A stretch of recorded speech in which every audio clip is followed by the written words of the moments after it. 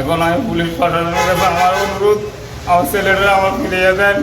আমার ছেলেটার জন্য আমার টাকা পয়সা চাই না। আমার মা বাবা আমার ছেলেটার জন্য চিন্তা করতেছে। আমার ছেলেটারে ফিরিয়ে দেন। আমি পুলিশ প্রশাসনের কাছে বিনীত অনুরোধ, আমার ছেলেটারে ফিরে পাইতে চাই। আমি ডাক্তার, আমার শ্বশুর বাড়ি উরমাই। আমার ছেলের নাম মোহাম্মদ জুনায়েদ হোসেন। কত বছর আগে বিয়ে করছো? আমি বিয়ে করছি আজকে 3 বছর হয়েছে। তোমার স্ত্রী যে আর পালিয়ে গেছে, তুমি বাড়িতে আসতানি? না, আমি বাড়িতে ছিলাম না, আমি চেন্নাইতে কর্মরত ছিলাম। তুমি ঘটনাকে চেন্নাইতে শুনছো? হ্যাঁ, আমি চেন্নাইতে শুনে তারপর আমি কালকে বাড়িতে আইছি। আচ্ছা, এই বিষয়ে থানা কোনো ডায়েরি? থানাতে আমার মা বাবু গেছে, গিয়া তারা একটা লিখিতভাবে একটা কিছু দিয়ে আইছে কাগজপত্র। এটা পুলিশ এটা দেখছে না, এটা আপনাকে কাগজ দিছে। এখন আমি পুলিশ প্রশাসনের কাছে অনুরোধ, আমার বাচ্চাটার আমি ফিরে পাইতে চাই। আমার গ্রামবাসীর কাছে অনুরোধ। আমার নাম দেলোয়ার হোসেন। বাড়ি কোন জায়গা? আমার বাড়ি বড্ডাফা, তেলগাজা বানিয়াছড়া। কি হয়েছে তোমার স্ত্রীর বিষয়ে? আমার স্ত্রী আমার ছেলের নিয়ে পালিয়ে গেছে, ভিন রাজ্য কইতাছে, কলকাতা মুর্শিদাবাদ পালিয়ে গেছে ছেলে। আমার ছেলের নিয়ে সাথে মোবাইল নিছে। কার সাথে পালিয়ে গেছে? পালিয়ে গেছে একজন ভিন রাজ্যের একজন ছেলে, কলকাতার। আচ্ছা আচ্ছা। বাজারে আইসে, ওষুধের কথা কই আইসে, আইসেরা আমার ছেলেটার নিয়ে পালিয়ে গেছে। এখন আমি পুলিশ প্রশাসনের কাছে আমার অনুরোধ, আমার ছেলেটা আমার ফিরিয়ে দেন। আমার ছেলেটার জন্য আমার টাকা পয়সা চাই না। আমার মা বাবা আমার ছেলেটার জন্য চিন্তা করতেছে। আমার ছেলেটারে ফিরিয়ে দেন। আমি পুলিশ প্রশাসনের কাছে বিনীত অনুরোধ, আমার ছেলেটারে ফিরে পাইতে চাই। আমি কাজ করেছি না, এতে কাজ কর্মরত করি। বিয়ার কত বছর পরে চেন্নাই গেছো? বিয়ার পরে একবার চেন্নাই গেছে, আবার বাড়িতে আইছি। এখন বাড়ি থেকে গেছি যে আমার 3-4 মাস হয়েছে। তো তোমার স্ত্রী যে মোবাইলে কারোর সাথে কথা বলতো বা অথবা মোবাইলে তো কথা বলতো? না, বাড়িতে কোনো আমি দেখছিও না, আমার মা বাবাও দেখছে না, কেউ সব কথা বলতে দেখছে না।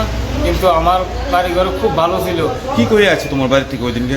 ওই দিন থেকে আইছে, ওই দিনে ওষুধে কইছে ওষুধ নিবে, মেলাঘর বাজার আইছে, ওষুধের নাম বলে আইছে মেলাঘর বাজার। লগে কি তোমার বাচ্চা ওরা ছিল? আমার বাচ্চা ছিল। আমার বাড়ির যে মোবাইলটা ছিল, অ্যান্ড্রয়েড একটা মোবাইল ছিল, এই মোবাইলটা নিয়ে পালিয়ে গেছে। বউটা আপনাদের কি হয়? বউটা? হ্যাঁ, ওটা আমার ছেলের বউ। আপনার ছেলের বউ? ও আমার ছেলের বউ। কি রে, আগে থেকে যে মোবাইল তো ছিল বউর কাছে, মোবাইল কাছে ছিল বা কারোর সাথে কথা বলতে আপনার এমন কোনো টের পাইছিলেন নি?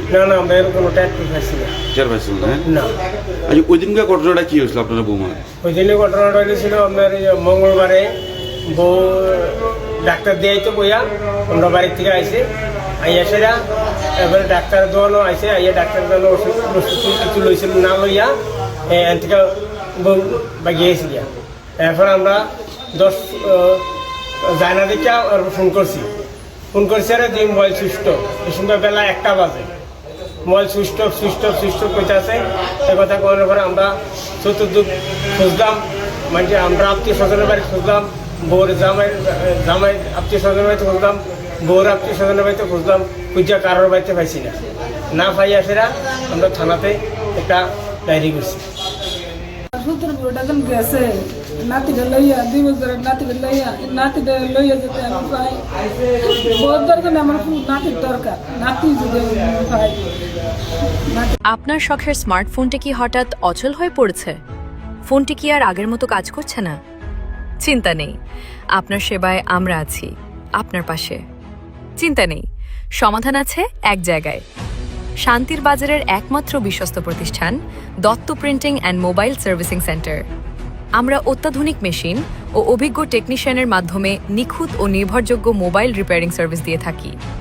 আমাদের বিশেষ সেবাসমূহ সব ধরনের স্মার্টফোনের অরিজিনাল ডিসপ্লে ও টাচ পরিবর্তন, দ্রুত চার্জিং সমস্যা সমাধান ও ব্যাটারি প্রতিস্থাপন, ডেড ফোন ও জটিল মাদারবোর্ড রিপেয়ারিং, সফটওয়্যার আপডেট ও আনলকিং সুবিধা, অরিজিনাল পার্টসের 100% নিশ্চয়তা। তাই আপনার মূল্যবান ফোনটি নিশ্চিন্তে মেরামতের জন্য আজই চলে আসুন Dutta printing and mobile servicing সেন্টারে। আমাদের ঠিকানা শান্তির বাজার, পুরাতন পেট্রোল পাম্প সংলগ্ন এলাকায়।